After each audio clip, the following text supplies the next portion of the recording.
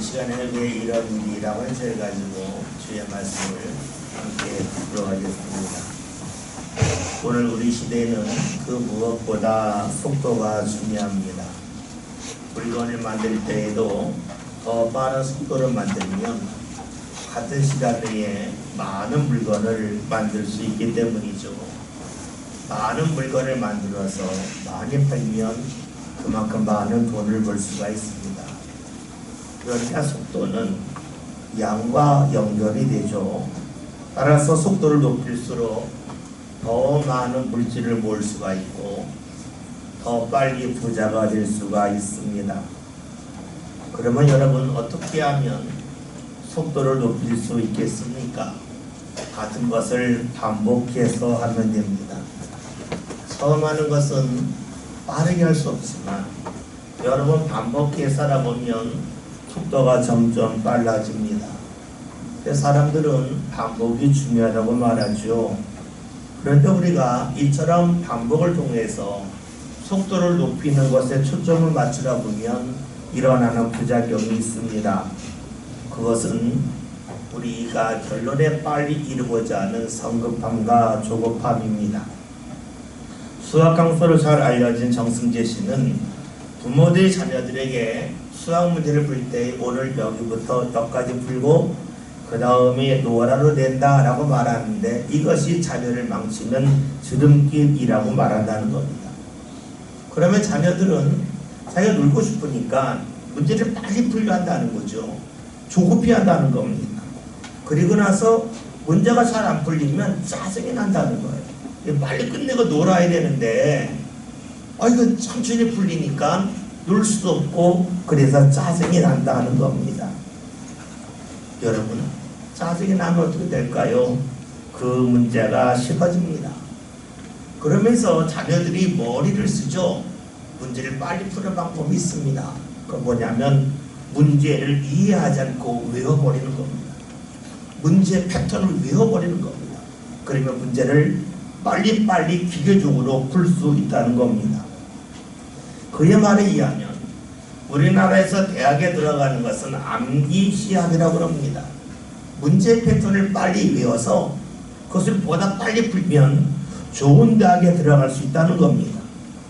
그런데 문제는 졸업할 때쯤 되면 그것이 문제가 된다는 겁니다. 왜냐하면 실력이 더 이상 늘지 않고 멈추기 때문이라는 거죠.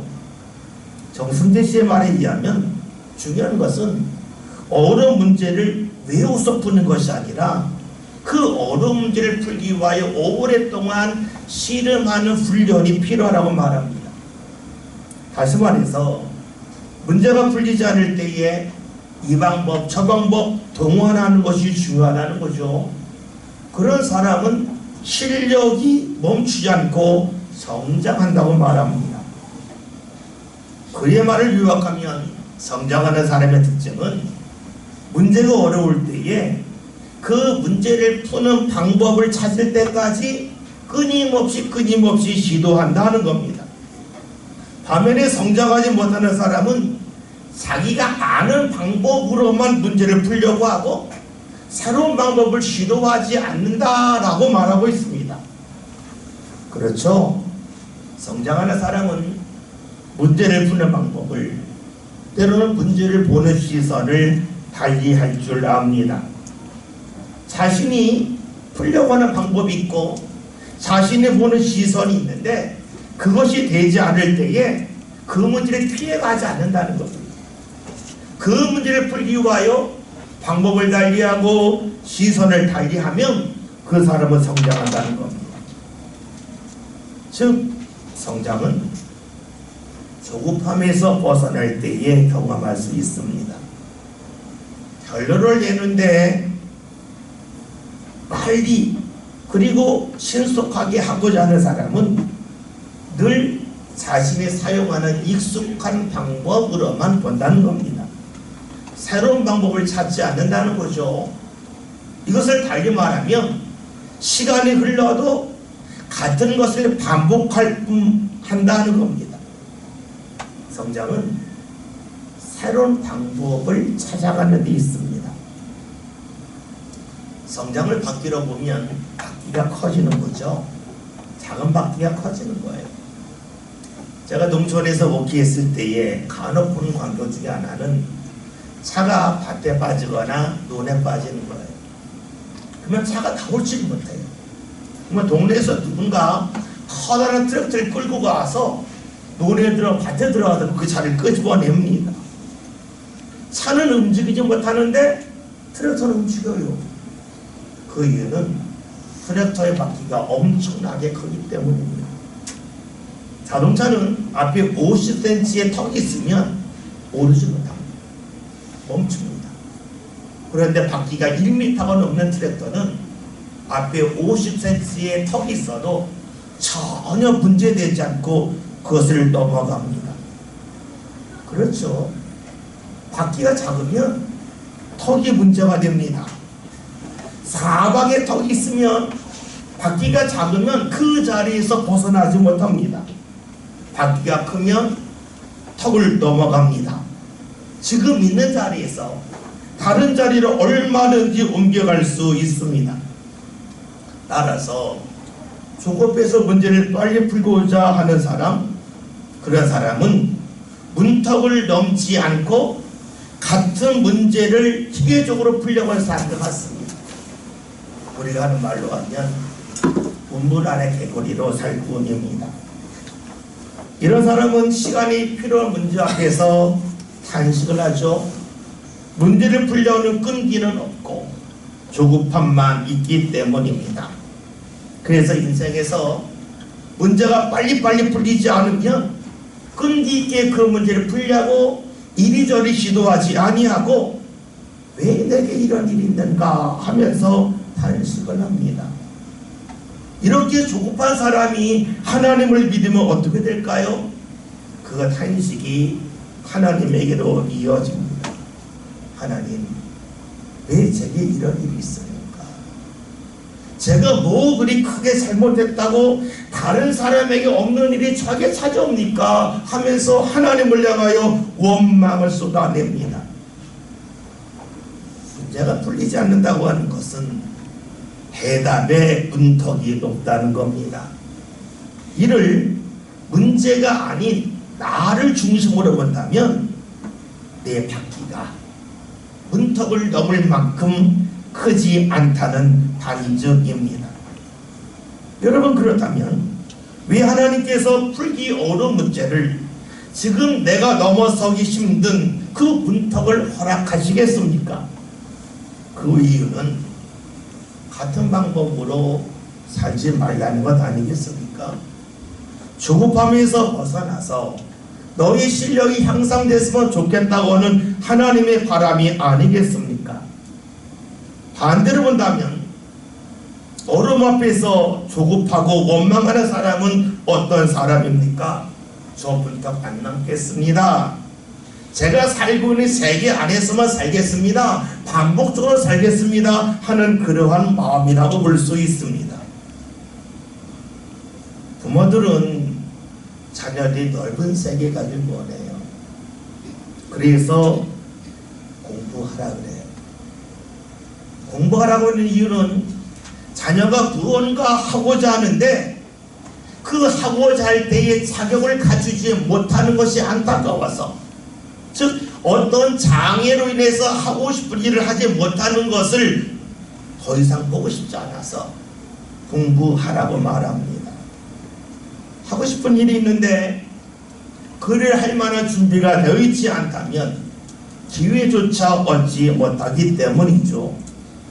그렇다면 부모가 자녀들이 그토록 하기 싫어하는 공부를 하라고 하는 이유는 사랑하는 자녀가 더 넓은 세계로 마음껏 나가기를 원하기 때문이라고 볼 수 있습니다. 그 공부할 때에 어려운 문제를 할지라도 포기하지 마라. 성급하게 여기지 말고 끊임없이 풀어보라고 말을 합니다. 여러분, 그렇다면 독생자인 예수님을 세상에 보내셔서 십자가에서 죽기까지 우리를 사랑하신 하나님께서 우리 삶 가운데 왜 어려움을 주시겠습니까? 그 이유가 무엇이겠습니까? 우리로 하여금 지금보다 더 넓은 하나님의 은혜의 세계에 이르기를 원하시기 때문이 아니겠습니까?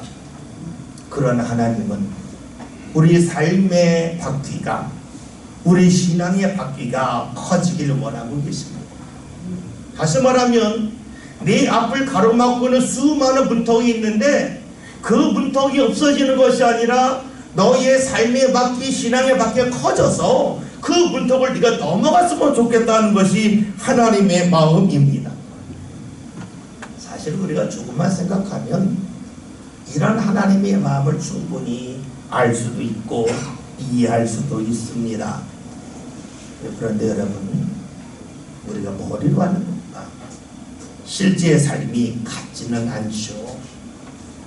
머리로는 알고 있지만 실제 삶 가운데 어려움이 다가오면 하나님이 어떤 마음을 갖고 계실 거라고 하는 그 생각을 잊어버리고 맙니다. 왜 그럴까요? 조급하고 성급하기 때문입니다. 그래서 하나님의 말씀을 듣고 이해하기 어려우면, 어렵다고 하는 것은 무엇을 말합니까? 나와 다르다는 거예요. 나와 똑같으면 쉬워요. 나와 다르기 때문에 어려워요. 하나님의 말씀이 어렵다고 하는 것은 그 말씀의 내 뜻과 맞지 아니한다는 것을 말하겠죠. 말씀이 어려울 때에 우리는 어떻게 반응합니까? 하나님 말씀이 틀렸다고, 잘못되었다고, 하나님의 인도하심이 바르지 못하라고 여깁니다. 그러면 사는 일은 그렇기 때문에 내가 하나님을 멀리해야 되고, 그렇기 때문에 하나님을 찾지 않은 나의 모습은 당연하다고 여깁니다. 그럼 이렇게 말하죠. 이런 하나님이라면, 지금 내가 이해할 수 없는 하나님이라면 믿을 필요가 있겠는가? 아니, 믿는다고 한들 따를 필요가 있겠는가? 하는 이야기를 합니다. 왜 그럴까요? 우리는 이 세상을 살면서 나도 모르게 속도에 민감해졌어요. 빨리 해야 돼요. 빨리 이해해야 돼요. 그렇지 않으면 거부하고자 하는 마음이 우리의 일반적인 모습입니다. 그런데 이런 모습을 지닌 사람은 성경에서도 쉽게 찾아볼 수 있습니다. 그 대표적인 사람이 오늘 본문에 나오는 요나입니다. 오늘 본문 앞에 있는 말씀을 보면 어느 날 요나가 하나님의 말씀을 분명하게 듣습니다. 무엇을 말할까요? 요나가 하나님의 말씀을 들었다고 하는 것은 요나가 지금 하나님의 말씀인지 내 생각인지를 구별할 줄 알았다는 거예요. 우리가 신앙생활할 때 힘든 게 이거잖아요. 내 생각인지 하나님의 말씀인지 잘 모르잖아요. 근데 요나는 알았어요. 알았다고 하는 것은 반복적으로 주의 말씀을 들은 경험이 있다는 거예요. 그러니까 그는 지금까지 신앙생활하면서 하나님의 말씀을 무수히 많이 들었기 때문에 이 말씀은 하나님이 주신 말씀이고 내 생각이 아니라고 하는 걸 분명히 알았습니다. 그런데 요나가 들은 말씀이 요나 마음에 안 드는 거예요. 하나님이 주신 말씀은 요나에게 네가 큰 성읍인 니느웨에 가서 이 성에 악이 가득한 것이 내게 상달되었다고 전하라고 합니다. 니느웨는 당시 최강국인 아수르의 수도입니다. 아수르는 이스라엘 끝없이 괴롭힌 힘 있는 나라입니다. 당시 이스라엘 사람들은 아수르 하면 모든 사람이 치를 떨었습니다. 이스라엘은 아수르에 비하면 상대적으로 힘이 너무 부족합니다. 그러니 이스라엘 사람들이 어떠한 마음이었겠습니까? 하나님, 저 억울한데, 저 힘든데 제 힘으로 할 수 없으니 하나님이 대신해 주세요. 하나님, 제가 아수르 한번 때리고 싶은데 제가 때릴 힘이 없어요. 하나님 대신 한번 때려주세요. 이런 마음이 가득하고 이런 마음을 갖고 하나님 앞에 기도하지 않았겠습니까? 늘 이들의 마음에 하나님, 아수르 언제 심판하실 거예요? 다른 시간에 하면 안 되겠습니까? 우리 더 이상 이 꼴 못 보겠습니다 하는 것이 이스라엘의 마음이요 기도였습니다. 그런데 하나님이 요나에게 설천지 원수인 아수르에 가서 하나님의 말씀을 전하라는 겁니다. 말씀을 전하라고 하는 것은 하나님의 마음속에서 아수르에 대한 그런 죄를 용서하겠다고 하는 마음이 있기 때문에 그렇게 하신 건 아니겠습니까? 심판하셔야 되는데 왜 용서하라고 하실까? 하나님 저 그거 못하겠습니다 하는 것이 요나의 생각이었고, 그러기에 주의 말씀이 마땅하지 않았습니다. 왜 이런 말씀을 하시는지 이해할 수 없습니다. 왜 내가 이런 일을 해야 될지 받아들일 수가 없습니다. 그리고 그 일이 하고 싶지 않습니다. 따라서 하나님께서 요나에게 니느웨에 가서 말씀을 전하라고 하는 것은 요나에게 풀기 어려운 문제가 같았습니다. 답이 보이지 않는 겁니다. 답이 보이지 않을 때에 요나가 어떻게 하겠습니까? 문제를 풀기 위하여 매달리겠습니까? 아니면 문제가 힘들다고 외면하고 포기하겠습니까? 요나는 어려운 문제를 앞두고 풀려고 하지 않습니다.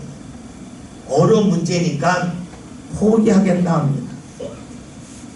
그리고 그런 자기의 마음이 혹여나 바뀔지도 모른다고 하는 생각 속에서 말씀을 지키기 어려운 자를 가버립니다. 말씀을 듣고 안 지켜 하면 되잖아요. 근데 요나는 말씀을 지키기 어려운 자를 가기 위하여서 5,300km 떨어진 곳을 향하여 배를 타고 갑니다. 그것이 바로 다시스로 가는 배입니다. 다시 말하면 하나님 저 말씀 안 지킬 거예요. 하나님 도저히 받아들일 수 없어요. 내 결심 보여드릴게 하면서 5,300km 떨어진 곳을 향하여 배를 타고 갑니다. 요나는 하나님의 말씀도 싫지만 하나님의 말씀을 들은 자리를 보고 싶지도 않아요. 우리 그럴 때 있잖아요. 누가 싫으면 그 사람이 쓰던 물건도 싫고 그 사람이 있던 자리도 싫잖아요. 요나가 배를 타자마자 배 밑으로 가는 거예요. 하나님의 말씀 들은 자리 보고 싶지 않은 거예요. 사람들이 배를 타고 위에 올라가서 아름다운 광경을 보겠다고 그러는데 요나는 여기 싫어요. 하나님 나 안 볼래 하고 배 밑으로 내려갑니다. 그래서 잠을 잡니다. 그런데 요나 같은 배가 얼마 지나지 않아서 큰 풍랑을 만납니다. 얼마나 풍랑이 거셌는지 사람들이 무역하기 위하여 배에 실었던 많은 화물을 다 버립니다. 배가 무거우면 더 크게 흔들리니까 배를 가볍게 하려고 자신의 재산을 포기합니다. 그런데도 이 배가 풍랑을 이기지 못해요. 그러자 사람들이 우리가 믿는 신에게 기도하자고 다 자기가 믿는 신을 향하여 기도를 합니다. 그런대로 풍랑이 멈추지 않자 사람들이 생각하기를 이 배에 혹시 나쁜 사람이 탔는지 모르겠다. 그 사람이 누구인지 찾아보자. 그래서 제비뽑기를 하는데 요나가 뽑힙니다.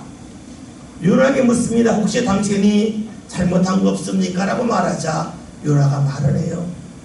저는 시브리 사람이고 저는 하늘과 천지 땅을 만드신 바다를 만드신 여호와 하나님을 믿는 사람입니다. 그런데 제가 주의 말씀을 어겼습니다 라고 말을 합니다. 그러면 요나가 하나님을 인정할 때에 어떤 일이 생깁니까?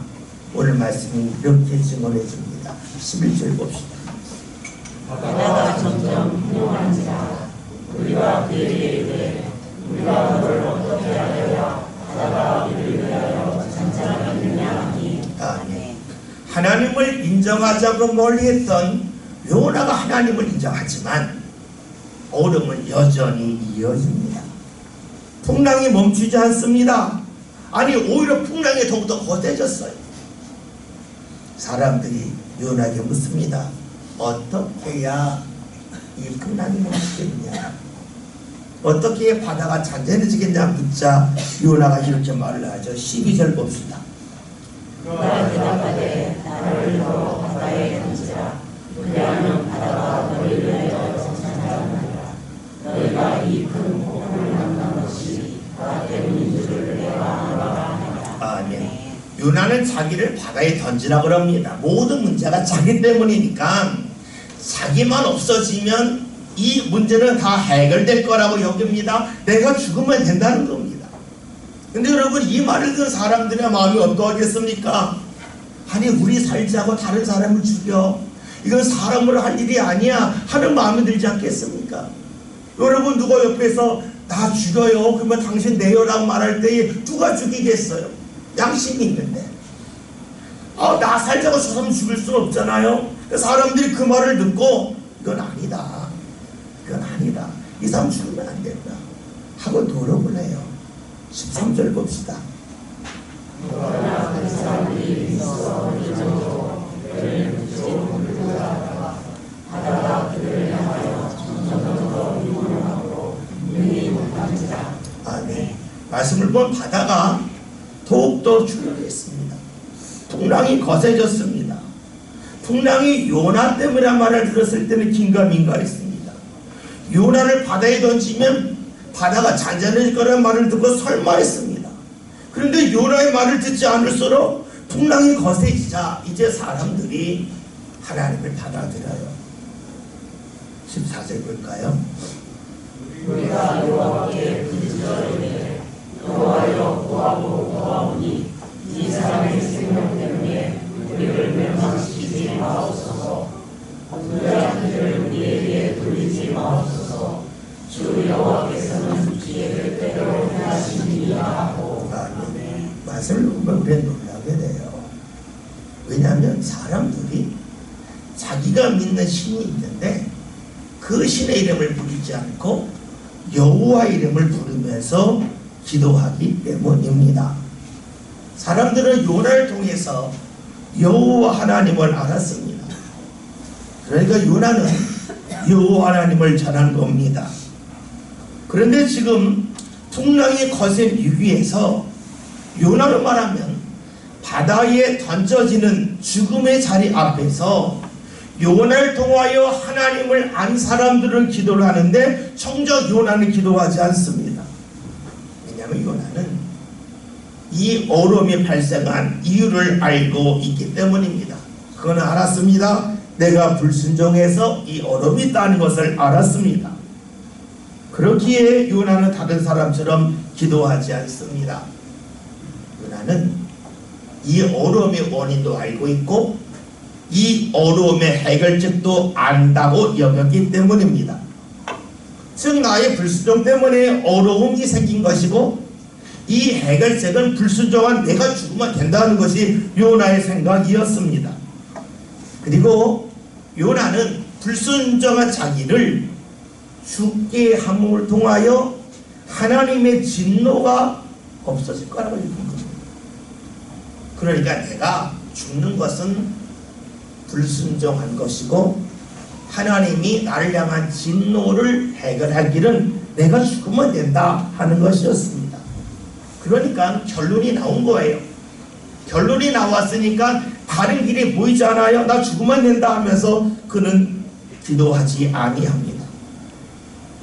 이걸 여기서 묻게 됩니다. 과연 요나 생각처럼 하나님은 불순종한 요나를 보고 분노하셨고 그가 죽기를 원하신 것일까? 꼭 이런 생각과 마음을 갖는 것은 요나의 성급함은 아닐까에 대하여 묻게 됩니다. 하나님을 오랫동안 믿었지만 기도하지 않은 요나와는 달리 하나님을 믿은 지 얼마 되지 않는 배 안에 있는 사람들은 이해할 수 없는 일이지만 하나님의 뜻이라 믿고 평소에 하지 않았던 일을 합니다. 그래서 요나를 바다에 던지죠. 어떤 일이 생깁니까? 19절 봅시다. 요나를 들어 바다에 던지매 바다가 기도는 것이 곧 그치니라. 아멘. 사람들은 지금까지 자신들이 하면 안 된다고 여겼던 일이지만 이것이 하나님의 뜻임을 인정하고 했습니다. 그랬더니 하나님께서 그들의 행위를 받으셨어요. 이를 보고 사람들이 무엇을 합니까? 16절 봅시다. 그 사람들이 여호와를 크게 두려워하여 여호와께 제물을 드리고 서원을 하였더라. 네. 풍랑으로 인해서 이들이 임은 짐을 바다에 던졌습니다. 먹을 양식이 얼마 남지 않았습니다. 그런데 이들이 하나님 앞에 제물을 드립니다. 부족한 중에 드립니다. 사람은 부족하면 마음이 다치죠.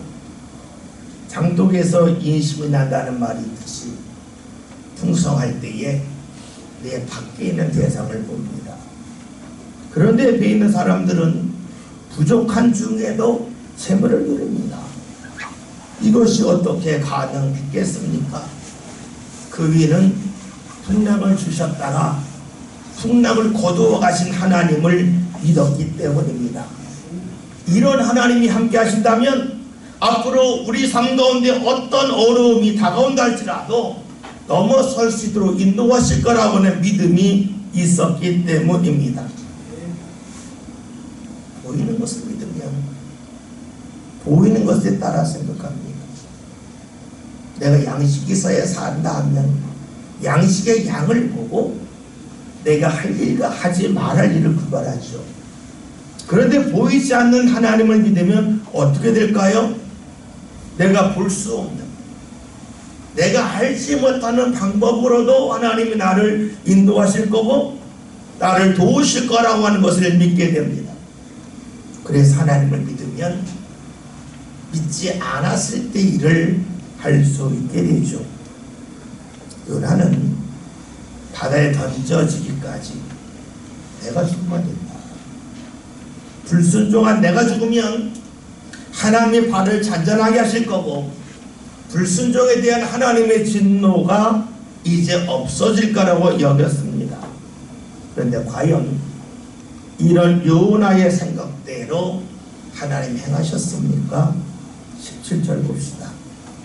여호와께서 이미 큰 물고기를 예비하사 요나를 삼키게 하셨으므로 요나가 밤낮 3일을 물고기 뱃속에 있으리라. 아멘. 요나는 바닷속에 들어가면 내가 죽을 거라고 여겼습니다. 다 끝날 줄 알았습니다. 그런데 하나님은 바닷속에 빠진 요나를 죽게 하지 아니하시고 그가 도저히 생각할 수 없는 방법으로 그를 인도하시는데 큰 물고기가 그를 삼키게 하시고 그가 뱃속에 들어갔을 때에 죽지 않게 하셨습니다. 죽을 것이라고 여겼는데 하나님이 그를 살리셨습니다. 요나가 얼마나 어리둥절했겠습니까? 왜 이런 일이 일어날까 하지 않았겠습니까?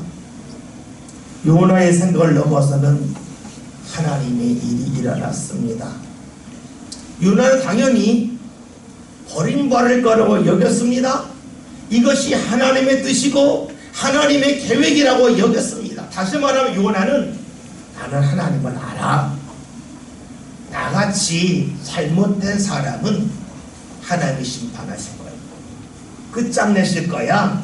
나는 그런 하나님을 알고 있어 라고 그는 자신만만했습니다. 그런데 요나가는 하나님과 요나가 경험한 하나님은 완전히 달랐습니다. 다시 말하면 요나는 하나님을 모르면서 하나님을 안다고 여겼습니다. 다시 말하면 요나는 하나님을 믿었지만 성급했습니다. 성급할 때 일어난 일이 무엇입니까? 실수 아닙니까? 우리가 똑같은 일을 해도 천천히 하면 실수하지 않아요. 거의 하지 않아요. 그런데 급하게 하면 보통 때 실수하지 않았던 일을 잘 하지 못해요. 실수합니다. 요나는 지금 성급합니다. 하나님을 보고 하나님이 어떤 분이라고 판단하는데 성급합니다. 하나님을 알지 못하면서 안다고 여깁니다. 왜 이런 일이 일어나겠습니까? 봅시다. 성급하니까 알지 못하는데도 안다고 여깁니다. 모르면서 안다고 여깁니다. 이것이 뭡니까? 교만 아닙니까? 내가 모르면서도 아는 척하는 그 자체가 교만입니다. 근데 우리는 요나에 관한 말씀을 보면서 우리 자신을 보게 됩니다. 내가 모르면서 얼마나 아는 척을 하는가 하는 생각을 합니다. 하나님을 모르면서 하나님을 안다고 여깁니다. 성급합니다. 조급합니다. 우리 누군가와 대화할 때에 내가 이야기를 다 맞추지 않았는데 누가 이야기하면 마음이 크게 상합니다. 왜 내 말 끝까지 안 들어? 당신이 네 마음을 뭘 안다고 끝까지 안 듣고 지금 답을 해? 분노합니다. 왜요? 상대가 성급하기 때문에. 상대가 나를 모르면서 안다고 여기는 교만함 때문에 마음이 상합니다. 그런데 우리가 하나님을 그렇게 될 때가 많습니다. 하나님을 모르면서 하나님을 안다고 여깁니다. 여러분 봅시다. 어려운 문제의 특징이 있죠. 그것은 많은 시간이 필요하다. 문제를 풀기까지 많은 시도가 필요하다는 겁니다. 그리고 어려운 문제를 푼다고 하는 것은 실력이 향상되는 거고 이것을 바퀴로 말하면 바퀴가 커지는 겁니다. 하나님이 우리에게 어려운 문제를 주시는 이유가 여기 있습니다. 우리로 하여금 신앙의 바퀴가 커지기를 원하십니다. 신앙의 바퀴가 커지기를 원하는 이유는 우리 사방에 수많은 문턱이 있는데 이 문턱을 신앙 가운데 완전히 넘어서기를 주께서 원하시기 때문이죠. 생각해 봅시다. 문턱이 있다고 해서 넘어서지 않고 거기서 왔다 갔다 반복하면 무엇이 됩니까? 그것은 큰 우물입니다. 우리가 말하는 우물 안의 개구리입니다. 하나님은 우리를 사랑하시기 때문에 우리가 우물 안의 개구리가 되기를 원치 아니하십니다. 또 다른 말로 하면 조그만 틈 안에서 반복적인 은혜가 아니라 그 반복적을 넘어서서 그 문턱을 넘어서서 더 넓은 은혜의 세계로 들어가기를 원하고 계십니다. 그러기에 우리에게 어려운 문제를 주십니다. 요나는 니느웨로 가라는 주의 말씀 들었을 때 왜 일이 어려운 일을 하나님 나에게 주십니까? 이거 잘못됐습니다 하고 그 문제를 풀려고 하지 않고 거기서 도망갔습니다. 그리고 그가 바다에 들어가기 전에 생각했습니다. 나 이제 죽는다. 하나님 나 버렸다. 내가 죽고 이 사람들의 살면 된다. 하나님을 성급하게 판단했습니다. 나 같은 사람 하나님이 안 받으실 거야. 나 같은 사람 버리실 거야. 이것이 요나가 본 하나님이었습니다. 그런데 그러하지 않았습니다. 하나님은 요나가 이해할 수 있는 분이 아니었습니다. 성급하게 판단받을 만한 분이 아니었습니다. 다시 말하면 끈덕지게 하나님을 바라보고 하나님을 의지해야 하나님을 조금할 수 있건만 요나는 조급했습니다. 우리 요나를 보면서 오늘 우리를 보게 됩니다. 우리 삶 가운데 답이 보이지 않는 문제가 너무나 많이 있습니다. 왜 이런 일이 나에게 있을까?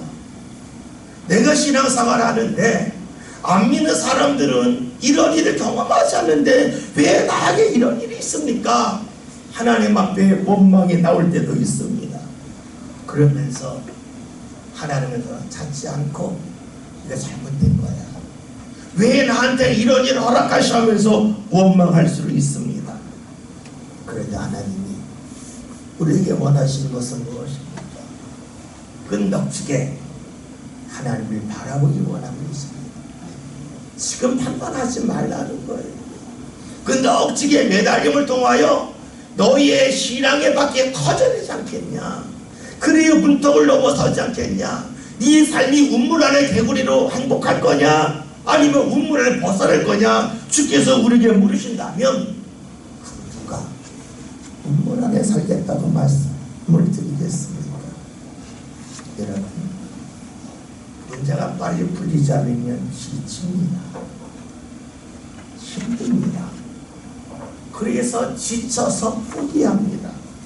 지쳐서 포기하기 때문에 우리 신앙의 바퀴가 커지지 않습니다. 그래서 왜 이런 일이 하면서 하나님 앞에 늘 항의하고 하나님을 향하고 원망할 수 있습니다. 그런데 여러분, 끝까지 주를 찾아서 문제를 풀고자 끈질기게 매달리듯이 계속해서 주를 찾은 사람은 나중에 합니다. 왜 이런 일을 하나님이 나에게 허락하셨는지를 압니다. 우리는 하나님을 믿습니다.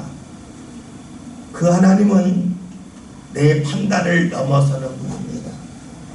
얼핏 보아서 아는 분이 아닙니다. 계속해서 보아야, 내가 바라보는 신앙의 눈을 바꿔야, 시선을 바꿔야 겨우겨우 알 수 있는 하나님이십니다. 그런 하나님이 우리에게 끈덕지게 주를 바라보라고 보여주신 일이 뭡니까? 예수님의 십자가와 부활입니다. 끝났다 하지 말라는 겁니다. 끝까지 보라는 겁니다. 지금 보이는 것 때문에 결정하지 말라는 겁니다. 3일 후가 돼봐라. 보지 못했던 거 본다는 거지요. 우리는 예수를 믿습니다. 눈에 보이지 않는 예수를 믿습니다. 어떻게 믿을 수 있습니까? 성령이 우리와 함께하기 때문입니다.